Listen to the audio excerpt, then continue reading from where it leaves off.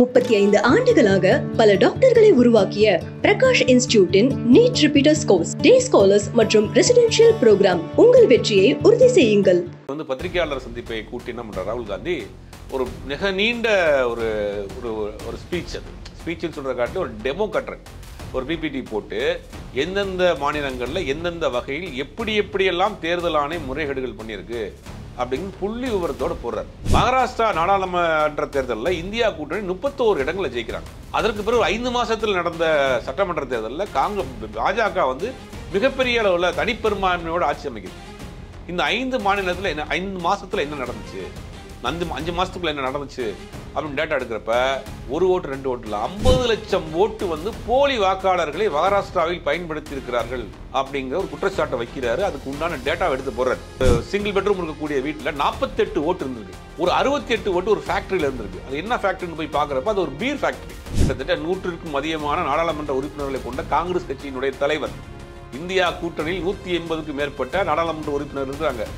அவர் தான் இந்த குற்றச்சாட்டை வித் எவிடன்ஸோட ஆதாரத்தோட டிஸ்பிளே பண்ணி காட்டுறாரு. நிறைய சாம்பிள்ஸ் எடுத்து போறாரு.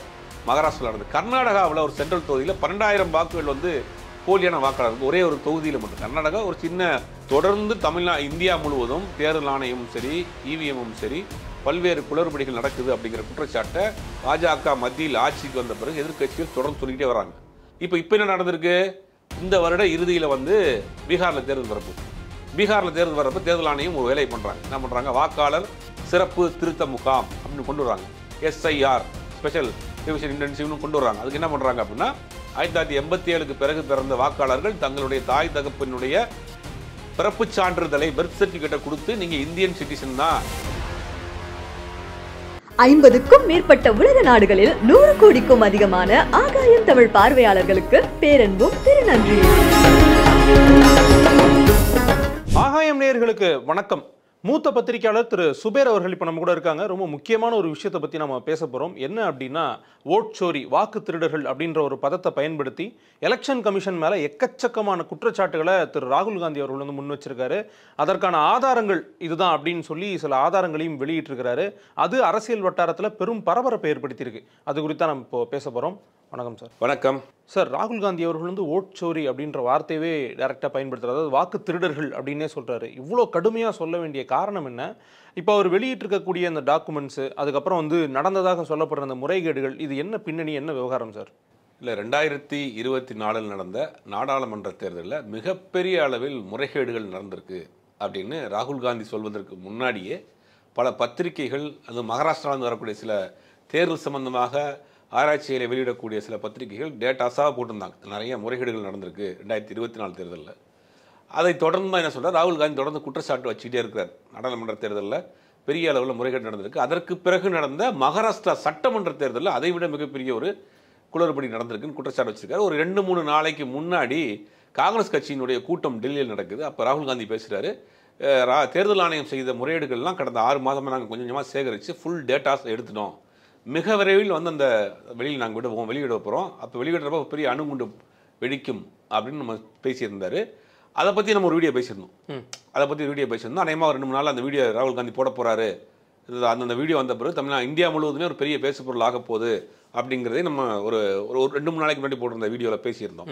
அதை தொடர்ந்து தான் இன்றைக்கி பத்திரிகையாளர் சந்திப்பை கூட்டி என்ன பண்ணுறார் ராகுல் காந்தி ஒரு மிக நீண்ட ஒரு ஸ்பீச்சுன்னு சொல்கிற காட்டி ஒரு டெமோ கட்டுறேன். ஒரு பிபிடி போட்டு எந்தெந்த மாநிலங்களில் எந்தெந்த வகையில் எப்படியெல்லாம் தேர்தல் ஆணையம் முறைகேடுகள் பண்ணியிருக்கு அப்படின்னு புள்ளி விவரத்தோடு போடுறார். அதில் குறிப்பாக என்னென்னா, மகாராஷ்டிரா தேர்தல் 2024 மகாராஷ்டிராவினுடைய 2024 நாடாளுமன்ற தேர்தலுக்கு பிறகு ஒரு 5 மாதத்தில் மகாராஷ்டிரா சட்டமன்ற தேர்தல் வருது. மகாராஷ்டிரா நாடாளுமன்ற தேர்தலில் இந்தியா கூட்டணி 31 இடங்களை ஜெயிக்கிறாங்க. அதற்கு பிறகு 5 மாசத்தில் நடந்த சட்டமன்ற தேர்தலில் பாஜக மிகப்பெரிய அளவில் தனிப்பெரும்பான்மையோட ஆட்சி அமைக்குது. இந்த 5 மாநிலத்தில் 5 மாசத்துல என்ன நடந்துச்சு, 5 மாசத்துக்குள்ள என்ன நடந்துச்சு அப்படின்னு டேட்டா எடுக்கிறப்ப 1 ஓட்டு 2 ஓட்டுல 50 லட்சம் ஓட்டு போலி வாக்காளர்களை மகாராஷ்டிராவில் பயன்படுத்தி இருக்கிறார்கள் அப்படிங்கிற ஒரு குற்றச்சாட்டை வைக்கிறாரு. அதுக்கு உண்டான டேட்டாவை எடுத்து போடுறாரு. ஒரு சிங்கிள் பெட்ரூம் இருக்கக்கூடிய வீட்டில் 48 ஓட்டு இருந்திருக்கு. ஒரு சிங்கிள் பெட்ரூமில் இருக்கக்கூடிய வீட்டில் ஹஸ்பண்ட் அண்ட் ஒய்ஃப் மட்டும்தான் இருக்கக்கூடிய ஒரு வீட்டில் ஒரே முகவரியில் 48 ஓட்டு இருந்திருக்கு. அப்புறம் ஒரு குறிப்பிட்ட செட் ஆஃப் ஆல் பீப்புள்ஸ் என்ன பண்ணுறாங்கன்னா, மகாராஷ்டிரா, உத்தரப்பிரதேஷ், மத்திய பிரதேஷ் எல்லாத்துலேயுமே அவங்களுக்கு ஓட்டு இருக்கு. ஒரு குரூப்பாகும். ஒரு குரூப் இருக்காங்கன்னா அவங்களுக்கு மகாராஷ்டிராவிலையும் ஓட்டு இருக்கு, மத்திய பிரதேசில் ஓட்டு இருக்கு, கர்நாடகா ஓட்டு, குரூப்பாக இருக்காங்க. ஒரே ஆட்களே அங்கங்கே ஓட்டு போட வைக்கிறது. அப்போ ஒரே முகவரியில் கிட்டத்தட்ட 48 ஓட்டு. ஒரு 68 ஓட்டு ஒரு ஃபேக்ட்ரியில் இருந்திருக்கு. அது என்ன ஃபேக்ட்ரின்னு போய் பார்க்குறப்ப அது ஒரு பீர் ஃபேக்ட்ரி. பீர் ஃபேக்ட்ரியில் இருக்கவங்களுக்கு வந்து 68 ஓட்டு. இது எல்லாத்தையும் டேட்டாஸாக எடுத்து போட்டாங்க. எடுத்து போட்டு நீங்கள் போடுறாரு இவ்வளோ முறைகேடுகள் நடந்திருக்கு தேர்தல் ஆணையம். அது மட்டும் இல்லாமல் 5 மணிலேருந்து 4 மணிலேருந்து பூத்தில் வந்து ஈவினிங் 6 மணி க்ளோஸ் பண்ணுற நேரம் வரைக்கும் பெருசாக கூட்டம் இல்லை. அந்த நேரத்தில் தான் பார்த்தீங்கன்னா தேர்தல் ஆணையம் என்ன சொன்னால் கிட்டத்தட்ட ஒரு 10% மேலே அவங்க வந்து இது காட்டுறாங்க. ஆனால் ராகுல் காந்தி என்ன சொல்கிறார், 4லேருந்து 6 வரைக்கும் கூட்டமே இல்லை எந்த பூத்துலையும். ஆனால் அந்த நேரத்தில் கூட்டம் அதிகமாக வந்து ஓட்டு போட்டது மாதிரி இவங்க கணக்கு காட்டுறாங்க. இது ஒரு வகையான ஒரு முறைகேடு. அப்போ 4 மணிலேருந்து 6 மணிக்குள்ளே இருக்கக்கூடிய சிசிடிவி ஃபுட்டேஜ் கொடுக்கணும்ல. நீங்கள் இவ்வளோ பேர் வந்து வாக்களிச்சிருக்காங்க, சிசிடிவி ஃபுட்டேஜ் இல்லைங்க, கொடுக்க மாட்டேங்கிறாங்க. இதை எதிர்த்து நீதிமன்றத்துக்கு போகிறாங்க. இப்படி ஒட்டுமொத்தமாக ஜனநாயகத்தை கேலி கூத்தாகி கொலை பண்ணக்கூடிய வேலையை தேர்தல் ஆணையம் செஞ்சிருக்கு அப்படின்ற ஒரு குற்றச்சாட்டை வைக்கிறார். வச்சு நீங்கள் ஆதாரத்தோடு கிட்டத்தட்ட 1 மணி நேரத்திற்கு மேலே புள்ளி விவரத்தோட டேட்டாஸோட சொல்கிறவர் ரோட்டில் போகிறவர் கிடையாது, சாமானியன் கிடையாது, இந்திய நாட்டினுடைய எதிர்க்கட்சி தலைவர், கிட்டத்தட்ட 100க்கும் அதிகமான நாடாளுமன்ற உறுப்பினர்களை கொண்ட காங்கிரஸ் கட்சியினுடைய தலைவர், இந்தியா கூட்டணியில் 180க்கும் மேற்பட்ட நாடாளுமன்ற உறுப்பினர் இருக்கிறாங்க. அவர் தான் இந்த குற்றச்சாட்டை வித் எவிடன்ஸோட ஆதாரத்தோட டிஸ்பிளே பண்ணி காட்டுறாரு. இவ்வளோ பெரிய முறைகேடு நடந்திருக்கு. தேர்தல் ஆணையம்ங்கிறது வந்து ஒரு தன்னாட்சி அதிகாரம் பெற்ற ஒரு அமைப்பு. 1951 தேர்தல் ஆணையம் உருவாக்கப்படுது. சுதந்திரத்திற்கு பிறகு தேர்தல் உருவாக்கப்படுது. தேர்தல் ஆணையம், தேர்தல் ஆணையத்திற்காக நம்மளுடைய கான்ஸ்டியூஷனில் சிறப்பு அதிகாரம் கொடுக்குறாங்க. சில ஸ்பெஷல் ஆக்ட்லாம் கொடுக்குறாங்க. ஏன்னா இதில் எந்த விதமான அரசியல் தலையீடோ நீதிமன்ற தலையீடோ எந்த தலையீடும் இருக்கக்கூடாது. இந்த தேர்தல் ஆணையத்தினுடைய வேலை என்னன்னா, இந்தியா முழுவதும் நியாயமான முறையில் நேர்மையான முறையில் எந்த அரசியல் சார்பும் இல்லாமல் தேர்தலை நடத்தணும் அப்படிங்கிறதுக்காக தான் அந்த தேர்தல் ஆணையத்தை உருவாக்கி பல தேர்தல் ஆணையர்கள் இருந்திருக்காங்க. இது வரைக்கும் பல தேர்தல் ஆணையர்கள் மீது விமர்சனங்கள் இருக்கு. அவர்கள் வந்து ரொம்ப ரஃபாக நடந்துக்கிறாங்க, ஒரு சார்பாக நடந்துக்கிறாங்க. ஆனால் ஒட்டுமொத்தமாக தேர்தலினுடைய அமைப்புகள் மீது, தேர்தல் ஆணையத்தின் ஒட்டுமொத்த அந்த ஸ்ட்ரக்சர் மீதே இன்னைக்கு மிகப்பெரிய ஒரு குற்றச்சாட்டு வந்திருக்கு. ஏற்கனவே இவிஎம் மீது ஒரு குற்றச்சாட்டு இருக்கு. இப்போ தேர்தல் ஆணையம் நேரடியாகவே நடந்திருக்கு. இதை தான் வந்து இன்னைக்கு புள்ளி விவரத்தோட ராகுல் காந்தி எடுத்து போட்டிருக்காரு. நிறைய சாம்பிள்ஸ் எடுத்து போறாரு. மகாராஷ்டிராவில் நடந்தது. கர்நாடகாவில் ஒரு சென்ட்ரல் தொகுதியில் 12,000 வாக்குகள் வந்து போலியான வாக்காளருக்கு ஒரே ஒரு தொகுதியில் மட்டும். கர்நாடகா ஒரு சின்ன ஸ்டேட்டில் ஒரே ஒரு தொகுதியில் மட்டும் கிட்டத்தட்ட 12,000 வாக்குகள் பண்ணியிருக்காங்க. அதுக்குள்ளே எல்லா டேட்டாவும் எடுத்து போகிறாங்க. யார் அவங்கெல்லாம் யாருமே இல்லை, போலியான வாக்காளர்கள். ஒரே அட்ரஸில் பல பேர் வாக்களிச்சிருக்காங்க, பல மாநிலங்களில் வாக்களிச்சிருக்கிறாங்க.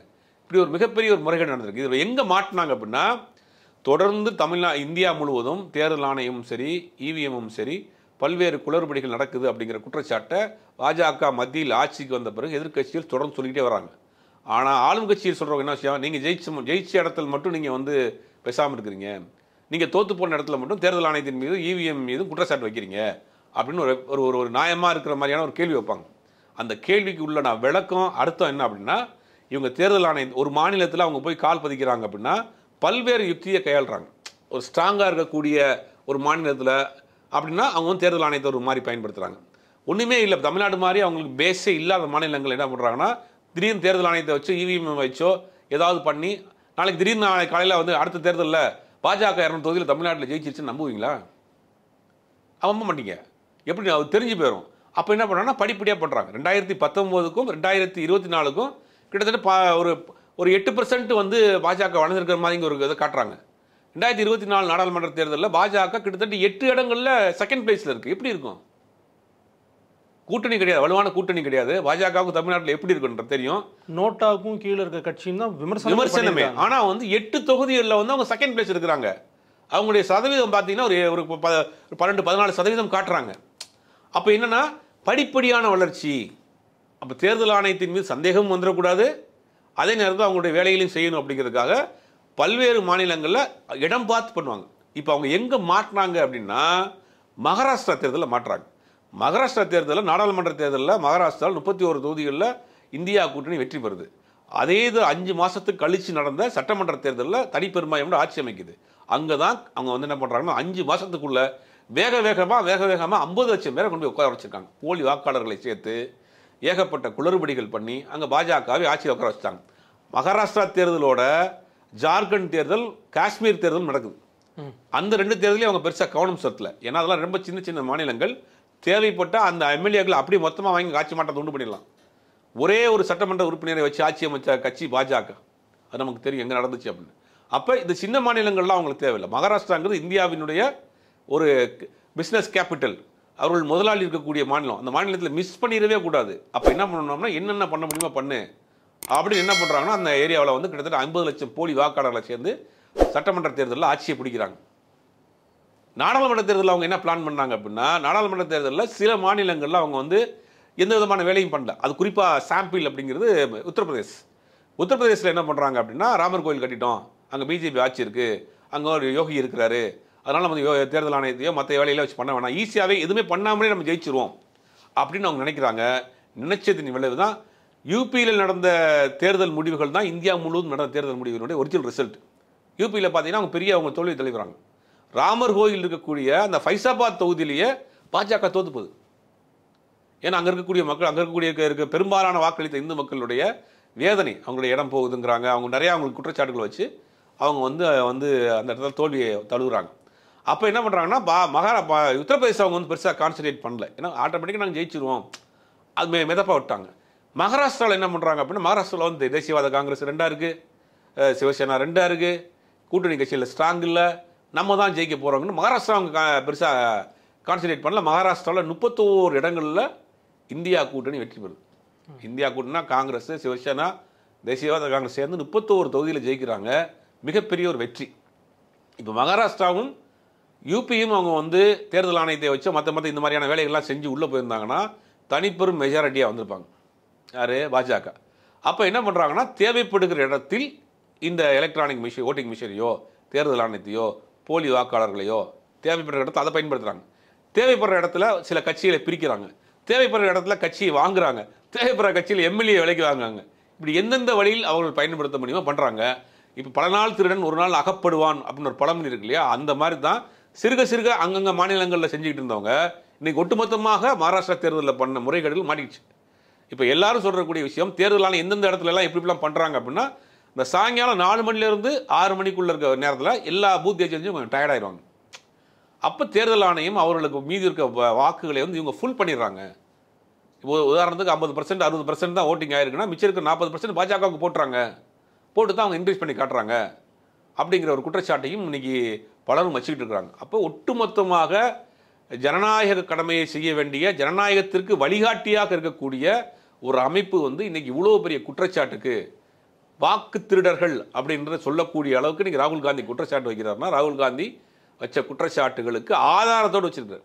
இன்னைக்கு தேர்தல் ஆணையம் திருப்பி ஒரு பதில் சொல்லியிருக்காங்க, நீங்கள் ஆதாரத்தோடு நீங்கள் வந்து எங்களுக்கு கொடுங்க. இப்போ என்ன நடந்திருக்கு, இந்த வருட இறுதியில் வந்து பீகாரில் தேர்தல் வரப்போகுது. பீகாரில் தேர்தல் வரப்போ தேர்தல் ஆணையம் ஒரு வேலையை பண்ணுறாங்க. என்ன பண்ணுறாங்க, வாக்காளர் சிறப்பு திருத்த முகாம் அப்படின்னு கொண்டு வராங்க. எஸ்ஐஆர், ஸ்பெஷல் ரிவிஷன் இன்டென்சிவ்னு கொண்டு வராங்க. அதுக்கு என்ன பண்ணுறாங்க அப்படின்னா, 1987க்கு பிறகு பிறந்தவங்க வந்து 2024 வாக்களிச்சிருப்பீங்க, 2025 பீகாரில் தேர்தல் வரப்போகுது. அந்த 2025 தேர்தலில், சட்டமன்ற தேர்தலில் நீங்கள் வாக்களிக்கணும். 1987க்கு பிறகு பிறந்தவங்கன்னா நீங்கள் வந்து குடியுரிமை நிரூபிக்கணும். நீங்கள் தான் அந்த தொகுதியில் வாக்காளர், ஓட்டு போட தகுதி உடையவர்கள்னா ஒரு 11 டாக்குமெண்ட் கொடுங்க. அந்த 11 டாக்குமெண்ட்டை கொடுத்தா தான் நீங்கள் இந்த தேர்தலில் நீங்கள் வாக்களிக்க முடியும். இல்லைன்னா நீங்கள் டிஸ்குவாலிஃபைடு, வாக்களிக்க தகுதி இல்லாத நபராக நீங்கள் மாற்றப்படுவீர்கள் அப்படின்னு ஒரு திருத்தத்தை கொண்டு வராங்க.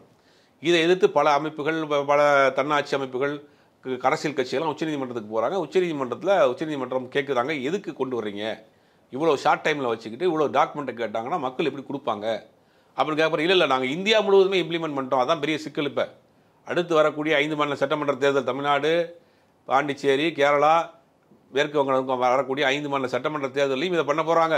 நாங்களாம் கொடுக்கணுமா? அப்போது உங்களுக்கு 2008க்கு சாரி அது 1987க்கு பிறகு பிறந்தது தானே நீங்கள்.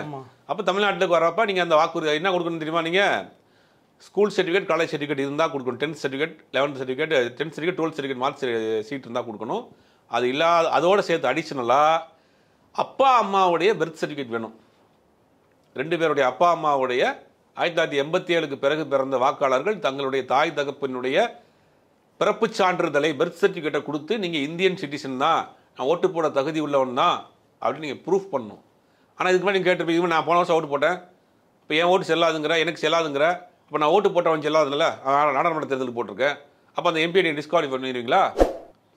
இனி எல்லாரும் சேர்த்தா பார்லிமெண்ட்டில் பிரைம் மினிஸ்டர் தேர்தல் எடுத்தாங்க, பிரைம் மினிஸ்டர் டிஸ்குவாலிஃபை பண்ணிடுவீங்களா? இதெல்லாம் நீதிமன்றத்தில் போய் வைக்கிறாங்க வாதமாக. நீதிமன்றம் இவ்வளோ ஏன் வைக்கிறப்ப நாங்கள் 5 மாநிலத்தில் பண்ண போகிறோம், இந்தியா முழுவதும் பண்ண போகிறோன்றாங்க. இப்போ அந்த மாதிரி அங்கே என்ன பக்கம் பெயர் நீக்கம் அப்படின்னு சொல்லிட்டு பீகாரில் மட்டும் கிட்டத்தட்ட 50 லட்சம் பேர் நீக்கிட்டாங்க. 50 லட்சத்துலேருந்து 1 கோடி பேருங்கிறாங்க. இப்போ திருப்பி உச்சநீதிமன்றத்துக்கு போகிறாங்க. உச்சநீதிமன்றம் எதற்காக நீக்கினீங்க 50 லட்சம் பேரை? இல்லை நீங்கள் அவங்க டாக்குமெண்ட் கொடுக்கல, அது எல்லா டேட்டாஸையும் எங்களுக்கு கொடுங்கன்னு உச்சநீதிமன்றம் ஒரு இருக்குப்படியை போட்டுச்சு. இனிமேல் என்னென்னா நீக்கப்பட்டவர்களுடைய டேட்டாஸை உச்சநீதிமன்றத்தை கொடுக்கணும், உச்சநீதிமன்றம் செக் பண்ணும், நீங்கள் ஏன் நீக்கினீங்க, எதுக்காக நீக்கினீங்க அப்படிங்கிற டேட்டாஸ் எல்லாம் உச்சநீதிமன்றம் கேட்குது. இது பீகார் தேர்தல், இது அந்த பக்கம் ஒரு பிரச்சனை, அந்த பக்கம் ஒரு பிரச்சனை போயிட்டு இருக்கப்போ ராகுல் காந்தி இந்த பக்கம் ஒரு அணுகுண்டை தூக்கி போட்டிருக்கிறாரு. போட்டார் ஒரு அணுகுண்டை, தேர்தல் ஆணையத்தின் முகமூடி கிழிஞ்சு தொங்குது. நீங்கள் இவ்வளோ முறைகேடுகள் பண்ணி வச்சுருக்கீங்க. அதாவது உங்களுக்கு எதுக்காக தன்னாட்சி அமைப்புகள் உருவாக்குனது? நீங்கள் எந்த சார்பும் இருக்கக்கூடாது, எந்த சாயலும் இருக்கக்கூடாது, எந்த அரசியல் கட்சி இருக்கக்கூடாது அப்படின்னு இருக்கக்கூடிய ஒரு ஆணையம் வந்து இன்னைக்கு இந்த அளவுக்கு வந்து முறைகேடு நடந்திருக்கு, முறைகேடு பண்ணியிருக்கிறாங்கிற ஆதாரத்தோடு எடுத்து போட்டிருக்காங்க. தேர்தல் ஆணையம் இல்லை நீங்கள் வந்து டாக்குமெண்ட்டாக எங்கள்கிட்ட கொடுங்க, அதுக்கு விளக்கம் சொல்கிறாங்க. இதுக்கு மக்கள் மத்தியில் வச்சுட்டாரு, இனிமேல் என்னத்துக்கு விளக்கம்? இப்போ இந்த பிரச்சனை வந்து இப்போ இந்தியா முழுவதும் ஒரு பெரிய பேசு பொருள் அதிர்வலை ஏற்படுத்தியிருக்கு. குற்றச்சாட்டை வந்து தேர்தல் ஆணையத்தின் மீது தானே வச்சுருக்காங்க. தேர்தல் ஆணையத்தின் மீது வச்சிருக்க குற்றச்சாட்டுக்கு தேர்தல் ஆணையம் வந்து நீங்கள் டாக்குமெண்ட்டை வந்து லீகலாக ஃபைலாக கொடுங்க, நாங்கள் உங்களுக்கு விளக்கம் சொல்கிறோம் அப்படிங்கிற மாதிரி கேட்டிருக்காங்க. அதுக்கு அடுத்து தான் என்ன செய்ய போகிறாங்கன்னு. ஆனால் இந்த பிரச்சனையை பொறுத்த வரைக்கும் மிக மிக முக்கியமான இடத்துல அட்சய பாத்திரத்தில் கை வச்சிருக்கார் ராகுல் காந்தி. அதனால் என்ன ஆகும்னா இதை டைவெர்ட் பண்ணுறதுக்கு பார்ப்பாங்க. நீதிமன்றத்துக்கு போனால் வழக்குகள், தேர்தல் வழக்குகள் எத்தனை வருஷம் நடக்குன்னு தெரியும், எத்தனை வருஷ கணக்கில் நடக்கும். இப்போ இந்த பிரச்சனை பேசு பொருளாக மாறாமல் இருக்கிறதுக்கு என்ன பண்ணுவாங்கன்னா வேறு பக்கம் டைவெர்ட் பண்ணுவாங்க. பார்த்தீங்கன்னா அமெரிக்கா இந்தியா டாக்ஸ் பிரச்சனை அது இதுன்னு சொல்லி வேறு ஏதாவது புதுசாக ஒன்று கிளப்பி விட்டு இதை மறக்கக்கூடிய மழுங்கெடுக்கக்கூடிய வேலை தான் செய்வாங்க. வட இந்தியாவில் இந்த செய்தி பெருசாக பரவுமானா எனக்கு தெரியாது. ஏன்னா வட இந்திய ஊடகங்கள் முழுவதுமாக அவங்க கையில் வச்சுருக்கிறாங்க. தென்னிந்தியாவை பொறுத்த வரைக்கும் ஓரளவுக்கு இந்த செய்திகள் பெருசாக பேசப்படுது, விவாதிக்கப்படுது, மக்கள் பெரிய நம்ம எப்படியா ஏமாற்றப்பட்டிருக்கோங்கிற ஒரு விழிப்புணர்வில் இருக்கிறாங்க. ஆனால் வட இந்தியாவை பொறுத்த வரைக்கும் ஊடகங்கள் அவர் கையில் இருக்குது, ஆட்சி அதிகாரம் கையில் இருக்கிறதுனால இந்த பிரச்சனையை அடுத்து இவங்க எந்த மாதிரி ஹேண்டில் பண்ண போகிறாங்க, இவர்களுடைய நியாயம் எதிர்பார்க்கலாமாங்கிறதுலாம் ஒரு பெரிய கேள்விக்குறியாக இருக்குது. வரக்கூடிய காலங்களில் தான் நான் தெரியும். உங்களுடைய நேரத்துக்கும் பல்வேறு கருத்துக்களுக்கும் ரொம்ப நன்றி சார். நன்றி. 35 ஆண்டுகளாக பல டாக்டர்களை உருவாக்கிய பிரகாஷ் இன்ஸ்டிடியூட்டின் நீட் ரிப்பீட்டர்ஸ் கோர்ஸ், டே ஸ்காலர்ஸ் மற்றும் ரெசிடென்ஷியல் ப்ரோக்ராம். உங்கள் வெற்றியை உறுதி செய்யுங்கள்.